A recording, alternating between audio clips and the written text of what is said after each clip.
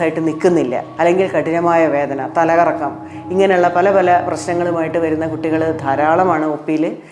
അങ്ങനെ ഇല്ലാത്ത സമയത്താണെങ്കിൽ യൂഷ്വലി അയൺ ടാബ്ലറ്റ് ആൻഡ് നല്ല വൈറ്റമിൻ നല്ല പ്രോട്ടീനൊക്കെ ഉള്ള ഫുഡ് കഴിക്കുക, നല്ല ഗ്രീൻ ലീഫി വെജിറ്റബിൾസ്, ഇതൊക്കെ കഴിച്ചാൽ തന്നെ നല്ല എന്താ പറയുക പ്രോട്ടീൻ കാലറി ഇൻടേക്ക് ഇതൊക്കെ പ്രോപ്പറായിട്ട് മെയിൻറ്റെയിൻ ചെയ്ത് പോയി കഴിഞ്ഞാൽ വലിയൊരു ഹോർമോൺ ടാബ്ലറ്റ് ഒന്നും എടുക്കേണ്ട അവസ്ഥ ഇതിൽ വരുന്നില്ല.